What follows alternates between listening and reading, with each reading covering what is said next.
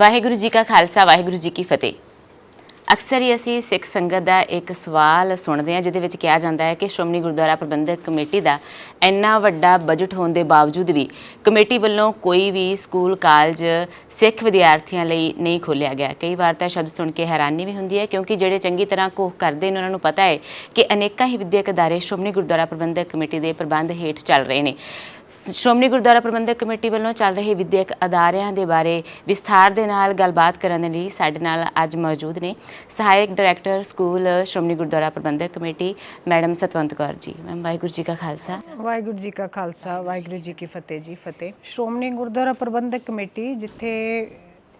समूह गुरुद्वारे प्रबंध धर्म प्रचार लहरां ते होर अनेकां गुरसिੱਖੀ गुरमत नाल जुड़े हुए कार्य करती है। उत्थे पिछले काफ़ी समय तो हुण नवां नहीं, पिछले कुछ सालों तो बहुत समय के उत्तों बहुत सारे विद्यक अदारे भी चला रही जिहदे विच बहुत सारे साडियां 2 यूनीवर्सिटीज़ भी ने। यूनीवर्सिटियां तो इलावा कुछ साडे उचेरी विद्या के कॉलेज चल रहे हैं जिहड़े 40 के करीब ने, लगभग सारे पंजाब अते पंजाब तो बाहर भी ने। इस तो इलावा 52 के लगभग स्कूल श्रोमणी गुरुद्वारा प्रबंधक कमेटी के प्रबंध अधीन चल रहे हैं ਜਿਹੜੇ कि कुछ सरकारी ग्रांटीनेड स्कूल ने, ਉਹਦੇ ਵਿੱਚੋਂ कुछ CBSE पैटर्न ਤੇ ਚੱਲ ਰਹੇ ਸਾਡੇ ਸਕੂਲਸ ਨੇ, ਕੁਝ ਪੰਜਾਬ ਸਕੂਲ ਸਿੱਖਿਆ ਬੋਰਡ ਨਾਲ ਲਿੰਕਡ ਜਿਹੜੇ ਆ ਪਬਲਿਕ ਸਕੂਲਸ ਨੇ ਜਿਹੜੇ ਕਿ ਵੱਖ-ਵੱਖ ਖੇਤਰਾਂ ਦੇ ਵਿੱਚ ਵਿੱਦਿਆ ਦਾ ਚਾਨਣ ਵਿਦਿਆਰਥੀਆਂ ਨੂੰ ਵੰਡ ਰਹੇ ਆ। ਸੋ ਮੈਨੂੰ ਲੱਗਦਾ ਵੀ ਇਹ ਕਹਿਣਾ ਤਾਂ ਬਿਲਕੁਲ ਠੀਕ ਨਹੀਂ ਹੋਵੇਗਾ ਕਿ ਸ਼੍ਰੋਮਣੀ ਗੁਰਦੁਆਰਾ ਪ੍ਰਬੰਧਕ ਕਮੇਟੀ ਕੁਝ ਨਹੀਂ ਕਰ ਰਹੀ। ਹਾਂ ਠੀਕ ਹੈ, ਇਸ ਚੀਜ਼ ਨੂੰ ਹਾਈਲਾਈਟ ਕਿਤੇ ਕਰਨ ਵਿੱਚ ਸਾਡੇ ਕੋਲੋਂ ਕੋਈ ਕਮੀ ਪੇਸ਼ੀ ਕੋਈ ਹੋ ਸਕਦੀ ਹੈ, ਕੋਈ ਰਹਿ ਸਕਦੀ ਹੈ, ਪਰ ਸ਼੍ਰੋਮਣੀ ਗੁਰਦੁਆਰਾ ਪ੍ਰਬੰਧਕ ਕਮੇਟੀ ਨਾ ਕੇਵਲ ਪੰਜਾਬ ਬਲਕਿ ਪੰਜਾਬ ਤੋਂ ਬਾਹਰਲੀਆਂ ਸਟੇਟਾਂ ਦੇ ਵਿੱਚ ਵੀ ਦਰਜਾ ਬਦਰਜਾ ਆਪਣੇ ਵਿੱਦਿਅਕ ਅਦਾਰੇ ਖੋਲ੍ਹ ਕੇ ਮੌਕੇ ਦੀ ਲੋੜ ਦੇ ਅਨੁਸਾਰ ਜਿਹੜੀ ਉੱਚ ਵਿੱਦਿਆ ਤੇ ਸਕੂਲੀ ਵਿੱਦਿਆ ਜਿਹੜੀ ਆ ਉਹ ਬਾਖੂਬੀ प्रदान कर रही है। जी मैम, जिवें तुसीं हाईलाइट की गल की तो कई बार इंसान बहुत थोड़ा काम करके उन्होंने सोशल मीडिया के राही अजकल जिवें सोशल मीडिया का युग है बहुत वड्डा कर देंदे ने, पर जिवें तुसीं कहा कि जो श्रोमणी गुरुद्वारा प्रबंधक कमेटी वालों कार्य किए जा रहे हैं असल में संगत के सामने ही नहीं आए। जी मैम, जे असीं गल करिए विद्या के खेत्र की तो असल में जे देखा जाए तो हैल्थ ते एजुकेशन प्रोवाइड करना ये सरकारां दा काम मन्निया जाता है, ये गवर्नमेंट सैक्टर आ, बट फिर भी श्रोमणी गुरुद्वारा प्रबंधक कमेटी ने इन्ने वड्डे पद्धर ते स्कूल कालज चलाए हुए ने, इन्वेस्टमेंट की हुई है, इहदा की उद्देश है? श्रोमणी गुरुद्वारा प्रबंधक कमेटी बेशक तुहाडी गल सही है कि ये जिहड़ा अधिकार खेतर गवर्नमेंट्स का हुंदा, बट श्रोमणी गुरुद्वारा प्रबंधक कमेटी एक टीचे नूं लैके विद्यक अदारे खोलने शुरू कीते सी जिसका मुख मनोरथ सी धर्म का प्रचार ते प्रसार करना, एक अजिही पनीरी तैयार करके समाज नूं देनी जिहड़े कि एक चंगे सिटीजन बन सकन, समाज लई कोई सेधां नवीआं दे सकन, कोई समाज नूं कोई चंगे जिहड़े व्यक्ति बना के जिहड़े चंगे एक सचियार मनुख की घाट घट के जिहड़ी आ वो समाज नूं मुहैया कराई जा सके। इस तो इलावा कि जिहड़ा भी बच्चा साडियां संस्थावां दे विच पढ़े, साडियां संस्थावां खोलण दा एक मुख मनोरथ ये सी कि बच्चों नूं जिथे तां जिहड़ी नवीन सिक्ख्या दे के समय दे हाणी बनाउण दी जिहड़ी कोशिश कीती जांदी है, ਉਹਦੇ ਨਾਲ ही श्रोमणी गुरुद्वारा प्रबंधक कमेटी अदारे का मुख कार्ज सीगा कि धर्म के प्रचार नूं प्रसारना ਅਤੇ ਉਸ ਦੇ ਵਿੱਚ ਬੱਚੇ ਨੂੰ ਢਾਲਣਾ, ਬੱਚੇ ਦੇ ਜੀਵਨ ਨੂੰ ਸਿੱਖੀ ਸੰਸਕਾਰਾਂ ਦੇ ਅਨੁਸਾਰ ਢਾਲਣਾ, ਤਾਂ ਕਿ ਜਦੋਂ ਬੱਚਾ ਇੱਕ ਮੈਡੀਕਲ ਦਾ ਸਟੂਡੈਂਟ ਹੈ, ਚਾਹੇ ਕੋਈ ਕਮਰਸੀ ਬੱਚਾ ਹੈ, ਜਦੋਂ +2 ਕਰਕੇ ਜਾਂ ਸਾਡੀ ਕਾਲਜ ਦੇ ਵਿੱਚੋਂ ਕੋਈ ਵੱਡੀਆਂ ਡਿਗਰੀਆਂ ਲੈ ਕੇ ਬਾਹਰ ਨਿਕਲੇ ਤਾਂ ਉਹ ਇੱਕ ਚੰਗਾ ਇੱਕ ਸਿੱਖ ਵਿਦਵਾਨ ਦੀ ਜਿਹੜੀ ਹੈ ਉਹ ਅਸੀਂ ਇੱਕ ਤਿਆਰ ਕਰਕੇ ਟੀਮ ਸਮਾਜ ਨੂੰ ਦਈਏ ਜਿਹੜੀ ਆਪਣੇ ਸੰਸਕਾਰਾਂ ਆਪਣੀ ਸਿੱਖੀ ਦੇ ਵਿੱਚ ਵੀ ਪੂਰੀ ਹੋਵੇ ਤੇ ਉਹ ਸਮੇਂ ਦੀ ਹਾਨੀ ਵੀ ਹੋਵੇ ਤੇ ਉਹਦਾ ਜਿਹੜਾ ਸਿੱਖਿਆ ਦਾ ਮਿਆਰ ਹੈ ਉਹ ਵੀ ਉੱਚਾ ਤੇ ਸੁੱਚਾ ਹੋਵੇ। ਇਹ ਮੋਟਿਵ ਸੀ ਸ਼੍ਰੋਮਣੀ ਗੁਰਦੁਆਰਾ ਪ੍ਰਬੰਧਕ ਕਮੇਟੀ ਦਾ ਵਿਦਿਅਕ ਅਦਾਰੇ ਖੋਲ੍ਹਣ ਦਾ। ਸੋ ਸਾਡੇ ਵਿਦਿਅਕ ਅਦਾਰਿਆਂ ਦੀ ਆਇਡੈਂਟੀਟੀ ਵੀ ਮੈਂ ਸਮਝਦੀ ਇਹੀ ਹੈ ਕਿ ਜਿੱਥੇ ਅਸੀਂ ਜਿਹੜਾ ਪ੍ਰਚਲਿਤ ਬੋਰਡ ਵੱਲੋਂ ਸਿਲੇਬਸ ਹੈ, ਚਾਹੇ ਉਹ CBSE ਹੈ, ਚਾਹੇ ਉਹ ਜਿਹੜਾ ਪੰਜਾਬ ਸਕੂਲ ਐਜੂਕੇਸ਼ਨ ਬੋਰਡ ਦਾ ਹੈ, ਜਿੱਥੇ ਅਸੀਂ ਆਪਣੇ ਸਕੂਲਾਂ ਦੇ ਵਿੱਚ ਵਿਦਿਆਰਥੀਆਂ ਨੂੰ ਉਹ ਸਿਲੇਬਸ ਜਿਹੜਾ ਉਹ ਕਰਵਾਉਂਦੇ ਆ, ਬੋਰਡ ਦੇ ਵਿੱਚ ਚੰਗੀਆਂ ਮੱਲਾਂ ਵੀ ਸਾਡੇ ਵਿਦਿਆਰਥੀ ਜਿਹੜੀਆਂ ਉਹ ਲੈ ਕੇ ਪਾਸ ਚੰਗੀਆਂ ਪੋਜੀਸ਼ਨਾਂ ਤੋਂ ਪਾਸ ਹੁੰਦੇ ਨੇ, ਮੈਰਿਟ ਦੇ ਵਿੱਚ ਵੀ ਆਉਂਦੇ ਨੇ, ਡਿਸਟਿੰਕਸ਼ਨਸ ਵੀ ਮਿਲਦੀਆਂ ਨੇ ਵਿਦਿਆਰਥੀਆਂ ਨੂੰ। ਉੱਥੇ ਨਾਲ ਹੀ ਸਾਡੇ ਵਿਦਿਆਰਥੀ ਜਿਹੜੇ ਆ ਉਹ ਡਿਵਿਨਿਟੀ ਦਾ ਸਿਲੇਬਸ ਪੜ੍ਹ ਕੇ ਮੋਰਲ ਐਜੂਕੇਸ਼ਨ ਦੇ ਵਿੱਚ ਵੀ ਉਹਨਾਂ ਦੀ ਸੰਥਿਆ ਵੀ ਪੂਰੀ ਹੁੰਦੀ ਹੈ। ਵਿਦਿਆਰਥੀ ਜਦੋਂ +2 ਕਰਕੇ ਜਾਂਦਾ ਉਹਨਾਂ ਦੀ ਜਿਹੜੀ ਗੱਤਕਾ ਦੀ ਟ੍ਰੇਨਿੰਗ ਵੀ ਸਕੂਲ ਕਾਲਜ ਪੱਧਰ 'ਤੇ ਤਿਆਰ ਕਰਵਾਈ ਜਾਂਦੀ ਹੈ। ਉਪਰੋਕਤ ਤੋਂ ਇਲਾਵਾ ਉਹਨਾਂ ਨੂੰ ਸਿੱਖ ਬਾਣੇ, ਸਿੱਖ ਰਵਾਇਤਾਂ, ਸਿੱਖ ਇਤਿਹਾਸ, ਗੁਰ ਇਤਿਹਾਸ ਤੇ ਹੋਰ ਅਜਿਹੇ ਕਾਰਜਾਂ ਨੂੰ ਇੱਕ ਲੈਅਬੱਧ ਤਰੀਕੇ ਦੇ ਨਾਲ ਸਿਸਟਮੈਟਿਕਲੀ, ਜਿਵੇਂ ਹੁਣ ਫੋਰ ਐਗਜ਼ਾਮਪਲ ਮੈਂ ਸ਼ੇਅਰ ਕਰੂੰਗੀ ਕਿ ਜਦੋਂ ਸੈਸ਼ਨ ਦਾ ਸ਼ੁਰੂ ਹੁੰਦਾ ਹੈ, ਸਾਡੇ ਸਕੂਲਸ ਦਾ ਸੈਸ਼ਨ ਸ਼ੁਰੂ ਹੁੰਦਾ ਹੈ ਤਾਂ ਸ਼ੁਰੂ ਦੇ ਵਿੱਚ ਵੀ ਜਿਵੇਂ ਅਸੀਂ ਬਾਕੀ ਸਬਜੈਕਟਸ ਦਾ ਸਿਲੇਬਸ ਜਿਹੜਾ ਸੈਂਟਰਲਾਈਜ਼ਡ ਕਰਦੇ ਹਾਂ as per the norms of board, ਉਵੇਂ ਉੱਥੇ ਹੀ ਅਸੀਂ ਨਾਲ ਹੀ ਡਿਵਿਨਿਟੀ ਦਾ ਸਿਲੇਬਸ ਵੀ ਸੈਂਟਰਲਾਈਜ਼ਡ ਕਰਦੇ ਹਾਂ। ਪਲੱਸ ਸਾਡਾ ਇੱਕ ਅਕੈਡਮਿਕ ਕੈਲੰਡਰ ਹੁੰਦਾ ਹੈ ਜਿਹੜਾ ਕਿ ਸਮੂਹ ਸਕੂਲਾਂ ਨੂੰ ਸੈਂਟਰਲਾਈਜ਼ਡ ਸ਼ੇਅਰ ਕਰ ਦਿੱਤਾ ਜਾਂਦਾ। ਉਹਦੇ ਵਿੱਚ ਹਰ ਆਉਣ ਵਾਲੇ ਦਿਹਾੜੇ ਦੀ ਐਕਟੀਵਿਟੀ ਨੂੰ ਮੈਂਡੇਟਰੀ ਰੱਖਿਆ ਜਾਂਦਾ ਹੈ ਕਿ ਮੰਨ ਲਓ ਕਿਸੇ ਗੁਰੂ ਸਾਹਿਬਾਨ ਜੀ ਦਾ ਜਿਹੜਾ ਗੁਰਪੁਰਬ ਆ ਗਿਆ, ਜਾਂ ਹੁਣ ਅਜੋਕੇ ਸਮੇਂ ਦੇ ਵਿੱਚ ਅਸੀਂ ਹੁਣ ਸ਼ਤਾਬਦੀਆਂ ਮਨਾ ਕੇ ਹਟੇ ਹਾਂ, ਜਾਂ ਦਸੰਬਰ ਦੇ ਮਹੀਨੇ ਵਿੱਚ ਸ਼ਹੀਦੀ ਪੰਦਰਵਾੜਾ ਆਉਂਦਾ, ਜਾਂ ਵਿਸਾਖੀ ਦਾ ਦਿਹਾੜਾ ਆਉਂਦਾ, ਜਾਂ ਬੰਦੀ ਛੋੜ ਦਿਵਸ ਆਉਂਦਾ, ਤਾਂ ਉਹਨਾਂ ਸਾਰਿਆਂ ਬੱਚਿਆਂ ਨੂੰ ਇਸ ਤਰੀਕੇ ਦੇ ਨਾਲ ਅਸੀਂ ਵਿੱਦਿਆ ਦੇ ਨਾਲ ਕੋਰਿਲੇਟ ਕਰਕੇ ਇਹ ਜਿਹੜੀਆਂ ਐਕਟੀਵਿਟੀਜ਼ ਕਰਾਈਆਂ ਜਾਂਦੀਆਂ ਕਿ ਸਹਿਜ ਹੀ ਸੁਭਾਵਿਕ ਅਵਸਥਾ ਵਿੱਚ ਕਿਤਾਬਾਂ ਪੜ੍ਹਦਾ ਬੱਚਾ ਇਹਨਾਂ ਜਿਹੜੀਆਂ ਸਾਡੀਆਂ ਗੁਰ ਇਤਿਹਾਸ ਤੇ ਸਿੱਖ ਇਤਿਹਾਸ ਤੋਂ ਵੀ ਸਹਿਜੇ ਹੀ ਜਾਣੂ ਹੋ ਜਾਂਦਾ। ਸੋ ਇਹ ਇੱਕ ਮੋਟਿਵ ਸੀ, ਇਹ ਸਾਡੀ ਆਇਡੈਂਟੀਟੀ ਹੈ ਸਾਡੀਆਂ ਸੰਸਥਾਵਾਂ ਦੀ, ਜਿਹੜੀਆਂ ਬਾਕੀ ਸੰਸਥਾਵਾਂ ਨਾਲੋਂ ਸਾਨੂੰ ਵੱਖਰੇਵਾਂ ਕਰਦੀ ਹੈ। ਜੀ ਜੀ ਮੈਮ, ਜੇ ਹੁਣ ਅਸੀਂ ਅੰਮ੍ਰਿਤਧਾਰੀ ਸਟੂਡੈਂਟਸ ਦੀ ਗੱਲ ਕਰ ਲਈਏ, ਜਿਹੜੇ ਵਿਦਿਆਰਥੀਆਂ ਨੇ ਅੰਮ੍ਰਿਤ ਛਕਿਆ ਹੋਇਆ ਹੈ, ਤਾਂ ਉਹਨਾਂ ਵਾਸਤੇ ਕੁਝ ਖਾਸ ਸਹੂਲਤਾਵਾਂ ਜਾਂ ਕੋਈ ਵਜ਼ੀਫੇ ਦੀ ਸਹੂਲਤ ਪ੍ਰੋਵਾਈਡ ਕੀਤੀ ਜਾਂਦੀ ਹੈ? ਬਿਲਕੁਲ,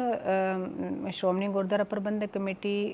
ਹਮੇਸ਼ਾ ਹੀ ਅੰਮ੍ਰਿਤਧਾਰੀ ਵਿਦਿਆਰਥੀਆਂ ਨੂੰ ਪ੍ਰਮੋਟ ਕਰਨ ਲਈ, ਉਹਨਾਂ ਦਾ ਮਨੋਬਲ, ਉਹਨਾਂ ਦਾ ਉਤਸ਼ਾਹ ਵਧਾਉਣ ਲਈ ਅਜਿਹੇ ਵਜ਼ੀਫੇ ਜਿਹੜੇ ਆ ਮਾਨਯੋਗ ਪ੍ਰਧਾਨ ਸਾਹਿਬ ਤੇ ਅੰਤਰਿੰਗ ਕਮੇਟੀ ਜਿਹੜੀ ਹੈ ਉਹ ਪੂਰਨ ਤੌਰ ਤੇ ਸਹਿਯੋਗ ਦੇ ਕੇ ਇਹੋ ਜਿਹੇ ਫੈਸਲੇ ਜਿਹੜੇ ਉਹ ਲੈਂਦੇ ਰਹਿੰਦੇ ਆ। ਇਸ ਵਾਰ ਵੀ ਉਹਨਾਂ ਦੀ ਸਮੁੱਚੀ ਟੀਮ ਵੱਲੋਂ ਸਮੂਹ ਸਕੂਲਾਂ ਤੇ ਕਾਲਜਾਂ ਦੇ ਵਿੱਚ ਵੀ ਪੜ੍ਹਦੇ ਦਰਜਾ ਬਦਰਜਾ ਵਿਦਿਆਰਥੀਆਂ ਨੂੰ ਕੈਟੇਗਰਾਈਜ਼ ਕਰਕੇ ਜਿਹੜੇ ਵਜ਼ੀਫੇ ਅੰਮ੍ਰਿਤਧਾਰੀ ਵਿਦਿਆਰਥੀਆਂ ਨੂੰ ਦਿੱਤੇ ਗਏ ਆ, ਉਹ ਵਜ਼ੀਫੇ ਨਗਦ ਜਿਹੜੇ ਉਹਨਾਂ ਨੂੰ ਔਨ ਦੀ ਸਪੌਟ, ਜਦੋਂ ਕੋਈ ਵੀ ਵਿਦਿਆਰਥੀ ਸਾਡੀ ਸੰਸਥਾ ਦੇ ਵਿੱਚ ਐਡਮਿਸ਼ਨ ਲੈਣ ਆਉਂਦਾ ਤਾਂ ਔਨ ਦੀ ਸਪੌਟ ਉਹਨਾਂ ਨੂੰ ਉਹ ਦਾਖਲੇ ਵਜ਼ੀਫੇ ਦੀ ਜਿਹੜੀ ਸਹੂਲਤ ਹੈ ਉਹ ਦਿੱਤੀ ਜਾਂਦੀ ਹੈ ਜੀ ਹਰੇਕ ਵਿਦਿਆਰਥੀ ਨੂੰ। ਜੀ ਮੈਮ, ਇੱਕ ਹੋਰ ਜੇ ਅਸੀਂ ਪੁਆਇੰਟ ਦੀ ਗੱਲ ਕਰੀਏ ਤਾਂ ਆਮ ਤੌਰ ਤੇ ਜਿਵੇਂ ਵੱਖਰੇ ਧਰਮਾਂ ਨੇ ਆਪਣੇ ਜਿਹੜੇ ਐਜੂਕੇਸ਼ਨ ਇੰਸਟੀਚਿਊਟਸ ਤਾਂ ਖੋਲ੍ਹੇ ਹੁੰਦੇ ਨੇ, ਪਰ ਉਹਨਾਂ ਵਿੱਚ ਦੂਜਿਆਂ ਨੂੰ ਐਡਮਿਸ਼ਨ ਲੈਣ ਦੀ ਕਈ ਵਾਰੀ ਪਰਮਿਸ਼ਨ ਨਹੀਂ ਹੁੰਦੀ। ਜਿਹੜੇ ਸ਼੍ਰੋਮਣੀ ਗੁਰਦੁਆਰਾ ਪ੍ਰਬੰਧਕ ਕਮੇਟੀ ਵੱਲੋਂ ਵਿੱਦਿਅਕ ਅਦਾਰੇ ਚਲਾਏ ਜਾਂਦੇ ਨੇ, ਕੀ ਇਹਦੇ ਵਿੱਚ ਕੇਵਲ ਸਿੱਖ ਬੱਚੇ ਹੀ ਪੜ੍ਹ ਸਕਦੇ ਨੇ ਜਾਂ ਕਿਸੇ ਵੀ ਧਰਮ ਕੌਮ ਨਾਲ ਸੰਬੰਧਿਤ ਜਿਹੜਾ ਵਿਦਿਆਰਥੀ ਉਹ ਦਾਖਲਾ ਲੈ ਸਕਦਾ? ਨਹੀਂ, ਸ਼੍ਰੋਮਣੀ ਗੁਰਦੁਆਰਾ ਪ੍ਰਬੰਧਕ ਕਮੇਟੀ ਦੇ ਜਿੰਨੇ ਵੀ ਵਿੱਦਿਅਕ ਅਦਾਰੇ ਨੇ, ਸਪੈਸ਼ਲੀ ਚਾਹੇ ਉਹ ਪੰਜਾਬ 'ਚ ਚੱਲ ਰਹੇ ਨੇ ਜਾਂ ਪੰਜਾਬ ਤੋਂ ਬਾਹਰ ਨੇ, ਉਹਨਾਂ ਦੇ ਵਿੱਚ ਕਿਸੇ ਵੀ ਕਮਿਊਨਿਟੀ ਨੂੰ ਜਾਂ ਕੌਮੀਅਤ, ਰੰਗ, ਨਸਲ ਦਾ ਜਿਹੜਾ ਵਾ ਉਹ ਭੇਦਭਾਵ ਨਹੀਂ ਕੀਤਾ ਜਾਂਦਾ। Shiromani Gurdwara Parbandhak committee is providing not only the religious education, ਇਹ ਮੋਰਲ ਐਜੂਕੇਸ਼ਨ, ਦੂਸਰੀ ਅਕੈਡਮਿਕਸ ਤਾਂ ਹੁੰਦੀ ਹੈ ਨਾਲ ਹੋਣੀ ਹੈ। ਹਾਂਜੀ, ਤਾਂ ਇਹ ਕੇਵਲ ਸਿੱਖ ਬੱਚਿਆਂ ਲਈ ਨਹੀਂ ਹਨ, ਇਹ ਅਦਾਰੇ ਤਾਂ ਉਪਦੇਸ਼ ਚੌ ਵਰਨਾ ਕੋ ਸਾਂਝਾ, ਇਹ ਸਮੁੱਚੀ ਮਾਨਵਤਾ ਲਈ ਹਨ। ਕਿਸੇ ਵੀ ਧਰਮ ਦਾ, ਕਿਸੇ ਵੀ ਨਸਲ ਦਾ ਕੋਈ ਵੀ ਵਿਦਿਆਰਥੀ ਆ ਕੇ, ਕਿਸੇ ਵੀ ਸਟੇਟ 'ਚੋਂ ਆ ਕੇ ਸਾਡੀ ਕਿਸੇ ਵੀ ਸੰਸਥਾ ਦੇ ਵਿੱਚ ਜਿਹੜਾ ਨਿਯਮਾਂ ਅਨੁਸਾਰ ਜੋ ਵੀ ਨੋਰਮਸ ਨੇ ਯੂਨੀਵਰਸਿਟੀ ਦੇ ਬੋਰਡ ਦੇ, ਉਹਦੇ ਅਨੁਸਾਰ ਦਾਖਲਾ ਲੈ ਸਕਦਾ ਹੈ। ਜੀ ਸੋ ਮੈਮ, ਜਿੱਥੋਂ ਅਸੀਂ ਗੱਲ ਦੀ ਸ਼ੁਰੂਆਤ ਕੀਤੀ ਸੀ ਬਜਟ ਦੀ, ਜੇ ਅਸੀਂ ਜਾਂਦੇ ਇੱਕ ਵਾਰ ਫਿਰ ਬਜਟ 'ਤੇ ਹੀ ਆ ਜਾਈਏ ਤਾਂ ਕਿੰਨਾ ਕੁ ਬਜਟ ਜਿਹੜਾ ਵਾ ਸ਼੍ਰੋਮਣੀ ਗੁਰਦੁਆਰਾ ਪ੍ਰਬੰਧਕ ਕਮੇਟੀ ਵੱਲੋਂ ਐਜੂਕੇਸ਼ਨ ਸੈਕਟਰ ਦੇ ਲਈ ਰੱਖਿਆ ਜਾਂਦਾ ਹੈ, ਜਾਂ ਕੀ ਇਹਦੇ ਵਿੱਚ ਘਾਟਾ ਵਾਧਾ ਹੈ? ਸ਼੍ਰੋਮਣੀ ਗੁਰਦੁਆਰਾ ਪ੍ਰਬੰਧਕ ਕਮੇਟੀ ਦੇ ਕੇਵਲ ਵਿੱਦਿਅਕ ਅਦਾਰਿਆਂ ਦੀ ਗੱਲ ਕਰਾਂਗੇ ਆਪਾਂ। ਜੇਕਰ ਵਿੱਦਿਅਕ ਅਦਾਰਿਆਂ ਦੀ ਗੱਲ ਕਰੀਏ ਤਾਂ ਮੇਰਾ ਖਿਆਲ 235 ਕਰੋੜ ਓਵਰਆਲ ਬਜਟ ਜਿਹੜਾ ਸਮੂਹ ਸੰਸਥਾਵਾਂ ਦਾ ਬਣਦਾ ਹੈ, ਜਿਹਦੇ ਵਿੱਚੋਂ 40 ਤੋਂ 50 ਕਰੋੜ ਰੁਪਏ ਸਾਲਾਨਾ ਕੋਈ ਘਾਟਾ ਵਿੱਦਿਅਕ ਅਦਾਰਿਆਂ ਦਾ ਹੈ, ਕਿਉਂਕਿ ਅਸੀਂ ਬੜੀਆਂ ਨੈਗੋਸ਼ੀਏਬਲ ਜੀਆਂ ਫੀਸਾਂ ਵਿਦਿਆਰਥੀਆਂ ਤੋਂ ਲੈਂਦੇ ਹਾਂ। ਧਾਰਮਿਕ ਸੰਸਥਾ ਹੋਣ ਦਾ ਕਰਕੇ ਲੋਕਾਂ ਨੂੰ ਸਾਡੇ ਤੋਂ ਆਸਾਂ ਤੇ ਉਮੀਦਾਂ ਵੀ ਵਧੇਰੇ ਹਨ, ਤੇ ਸਾਡਾ ਇਹ ਜਿਹੜਾ ਘਾਟਾ ਹੈ, ਇਹ ਸਮੁੱਚਾ ਜਿਹੜਾ 40-50 ਕਰੋੜ ਰੁਪਏ ਸਾਲਾਨਾ ਘਾਟਾ ਹੈ, ਇਹ ਸ਼੍ਰੋਮਣੀ ਗੁਰਦੁਆਰਾ ਪ੍ਰਬੰਧਕ ਕਮੇਟੀ ਸਾਨੂੰ ਦਿੰਦੀ ਹੈ। ਉਹਦੇ ਲਈ ਉਹਨਾਂ ਨੇ ਕੁਝ ਜੋ ਸ਼ੁਰੂ ਤੋਂ ਐਜ਼ ਪਰ ਐਕਟ ਜੋ ਚੱਲਿਆ ਹੁੰਦਾ, 5% ਵਿੱਦਿਆ ਫੰਡ ਨੂੰ ਹਰੇਕ ਗੁਰਦੁਆਰਾ ਸਾਹਿਬਾਨ ਦੀ ਗੋਲਕ ਦੇ ਵਿੱਚੋਂ 5% ਵਿੱਦਿਆ ਫੰਡਾਂ ਦੇ ਵਿੱਚ ਆਉਂਦਾ ਹੈ ਬਜਟ ਦੇ ਅਕੋਰਡਿੰਗ, ਬਜਟ ਦੀ ਜਿਹੜੀ ਮੱਦ ਦੇ ਅਕੋਰਡਿੰਗ। ਉਹ ਜਿਹੜਾ 5% ਵਿੱਦਿਆ ਫੰਡਾਂ ਦਾ ਉਹੀ ਸਾਡਾ ਕਲੈਕਸ਼ਨ ਕਰਕੇ ਸੈਂਟਰਲ ਪੂਲ ਦੇ ਵਿੱਚੋਂ ਸ਼੍ਰੋਮਣੀ ਗੁਰਦੁਆਰਾ ਪ੍ਰਬੰਧਕ ਕਮੇਟੀ, ਮਾਨਯੋਗ ਪ੍ਰਧਾਨ ਸਾਹਿਬ, ਸਰਦਾਰ ਸਕੱਤਰ ਸਾਹਿਬ ਸਾਰੇ ਜਿਹੜੇ ਹੈ, ਇਹ ਉਹ ਸਾਡੇ ਵਿੱਦਿਆ ਫੰਡਾਂ ਦੇ ਵਿੱਚੋਂ ਸਾਡਾ ਇਹ ਘਾਟਾ ਸਮੂਹ ਸੰਸਥਾਵਾਂ ਦਾ, ਚਾਹੇ ਉਹ ਤਨਖਾਹਾਂ ਦੇ ਰੂਪ 'ਚ ਹੋਵੇ ਜਾਂ ਉਹ ਕਿਸੇ ਵੀ ਤਰੀਕੇ ਦਾ ਹੋਵੇ, ਉਹ ਪੂਰਾ ਕਰਦੀ ਹੈ। ਔਰ ਇਸ ਤੋਂ ਇਲਾਵਾ ਜਿੰਨੀਆਂ ਵੀ ਸਾਡੀਆਂ ਜਿਹੜੀਆਂ ਬਿਲਡਿੰਗਸ ਨੇ, ਸਾਡੀਆਂ ਹੋਰ ਵੱਡੇ ਖਰਚੇ ਨੇ, ਮੰਨ ਲਓ ਖਾਲਸਾਈ ਖੇਡਾਂ ਕਰਵਾਉਣੀਆਂ ਨੇ ਓਵਰਆਲ ਸਕੂਲਸ ਦੀਆਂ, ਕਾਲਜਸ ਦੀਆਂ, ਜਾਂ ਜੋ ਵੀ ਹੈ, ਫੋਕਸਡ ਮੈਂ ਸਕੂਲਸ ਤੇ ਹੀ ਰਵਾਂਗੀ, ਤਾਂ ਇਹ ਸਾਰੇ ਜਿਹੜੇ ਸੈਂਟਰਲਾਈਜ਼ਡ ਖਰਚੇ ਨੇ, ਇਹ ਵੀ ਸ਼੍ਰੋਮਣੀ ਗੁਰਦੁਆਰਾ ਪ੍ਰਬੰਧਕ ਕਮੇਟੀ ਸਮੁੱਚੇ ਖਰਚੇ ਸ਼੍ਰੋਮਣੀ ਗੁਰਦੁਆਰਾ ਪ੍ਰਬੰਧਕ ਕਮੇਟੀ। ਔਰ ਸਭ ਤੋਂ ਵਿਸ਼ੇਸ਼ ਗੱਲ ਮੈਂ ਰਹਿ ਨਾ ਜਾਵਾਂ ਕਿ ਕਰੋਨਾ ਕਾਲ ਦਾ ਸਮਾਂ ਰਿਹਾ, ਲਗਭਗ 1.5 ਸਾਲ ਸਾਡੀਆਂ ਸੰਸਥਾਵਾਂ ਬੰਦ ਵਰਗੀਆਂ ਰਹੀਆਂ, 1.5 ਤੋਂ 2 ਸਾਲ ਹੀ ਕਹਿ ਸਕਦੇ ਹਾਂ ਆਪਾਂ। ਤਾਂ ਉਹ ਕਰੋਨਾ ਕਾਲ ਇੱਕ ਅਜਿਹਾ ਜਿਹਾ ਸੰਕਟਕਾਲੀਨ ਕਾਲ ਸੀ ਜਿਹਨੇ ਸਭ ਤੋਂ ਵੱਡੀ ਮਾਰ ਜਿਹੜੀ ਆ ਉਹ ਐਜੂਕੇਸ਼ਨ ਇੰਸਟੀਟਿਊਸ਼ਨਸ ਤੇ ਪਈ ਕਰੋਨਾ ਦੀ। ਤਾਂ ਤੁਸੀਂ ਰਿਪੀਟਡ ਚੇਂਜ ਕੋਈ ਵੀ ਹੋਣ ਚਾਹੇ, ਬਹੁਤ ਵੱਡੀਆਂ ਵੱਡੀਆਂ ਮੈਨੇਜਮੈਂਟਸ ਦਾ ਤੁਸੀਂ ਅੰਕੜੇ ਕਢਵਾ ਲਓ, ਡਿਟੇਲਸ ਕਢਵਾ ਲਓ,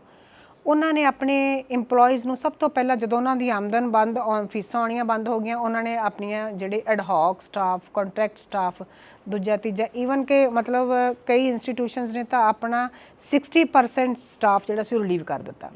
ਨੰਬਰ 2 ਦੇ ਉੱਤੇ ਉਹਨਾਂ ਨੇ ਉਹਨਾਂ ਦੀਆਂ ਸੈਲਰੀਜ਼ ਜਿਹੜੀਆਂ ਡਿਡਕਟ ਕਰ ਲਈਆਂ।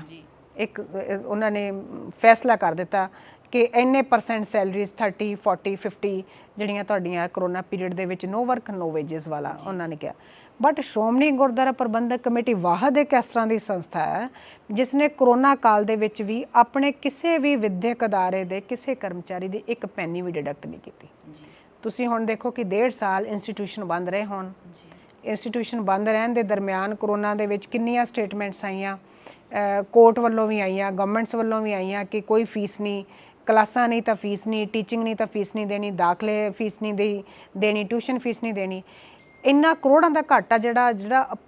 ਚੱਲਿਆ ਆਉਂਦਾ ਸੀ ਉਹ ਤਾਂ ਸੀ, ਨਾਲ ਇਹ ਵੀ ਪਲੱਸ ਹੋ ਗਿਆ। ਪਰ ਉਸ ਦੇ ਦੌਰਾਨ ਵੀ ਸ਼੍ਰੋਮਣੀ ਗੁਰਦੁਆਰਾ ਪ੍ਰਬੰਧਕ ਕਮੇਟੀ ਨੇ ਆਪਣੇ ਕਿਸੇ ਵੀ ਇੰਪਲੋਈ ਦੀ ਇੱਕ, ਮੈਂ ਕਹੂੰਗੀ ਇੱਕ ਪੈਸਾ ਵੀ ਜਿਹੜਾ ਆ ਉਹ ਤਨਖਾਹਾਂ ਦਾ ਨਹੀਂ ਕੱਟਿਆ। ਬਹੁਤ ਵੱਡੀ ਗੱਲ ਇਹ ਬੜੀ ਵੱਡੀ, ਇਹ ਵੀ ਇੱਕ ਮਾਨਵਤਾ ਦੀ, ਮਨੁੱਖਤਾ ਦੀ ਸੇਵਾ ਵੱਲ ਇੱਕ ਕਦਮ ਵਧਾਇਆ ਤੇ ਨਵੀਂ ਪਿਰਤ ਪਾਈ ਹੈ। ਇਹ ਇੱਕ ਇਤਿਹਾਸ ਸਿਰਜਿਆ ਸ਼੍ਰੋਮਣੀ ਗੁਰਦੁਆਰਾ ਪ੍ਰਬੰਧਕ ਕਮੇਟੀ ਨੇ ਆਪਣੇ ਵਿਦਿਅਕ ਅਦਾਰਿਆਂ ਨੂੰ ਕਰੋਨਾ ਕਾਲ ਦੇ ਸਮੇਂ ਦੀ ਜਿਹੜੀ ਹੈ ਉਹ ਤਨਖਾਹ ਦੇ ਕੇ। ਸੋ ਮੈਂ ਸਮਝਦੀ ਹਾਂ ਵੀ ਇਹ ਸਭ ਤੋਂ ਵੱਡਾ, ਇਹ ਮਨੁੱਖਤਾ ਦੇ ਭਲੇ ਵਾਲਾ, ਇਸ ਤੋਂ ਵੱਡਾ ਕਾਰਜ ਹੋਰ ਜਿਹੜਾ ਹੈ ਉਹ ਕਿਸੇ ਹੋਰ ਸੰਸਥਾ ਦੇ ਵੱਸ ਦੀ ਗੱਲ ਨਹੀਂ ਹੈ ਜੋ ਸ਼੍ਰੋਮਣੀ ਗੁਰਦੁਆਰਾ ਪ੍ਰਬੰਧਕ ਕਮੇਟੀ ਨੇ। ਬਿਲਕੁਲ ਜੀ, ਵੱਡੇ ਪ੍ਰਬੰਧ ਨੇ ਸੰਸਥਾ ਦੇ, ਤੇ ਜਿਵੇਂ ਤੁਸੀਂ ਕਹਿ ਰਹੇ ਸੀਗੇ ਕਿ ਕਈ ਵਾਰੀ ਇਨਕਮ ਸੋਰਸਸ ਹੀ ਮਨਦੀਪ ਇਹਦੇ ਵਿੱਚ ਮੈਂ ਤੁਹਾਨੂੰ ਇੱਕ ਹੋਰ ਇਹਦੇ ਵਿੱਚ ਐਡੀਸ਼ਨ ਕਰ ਦਾਂਗੀ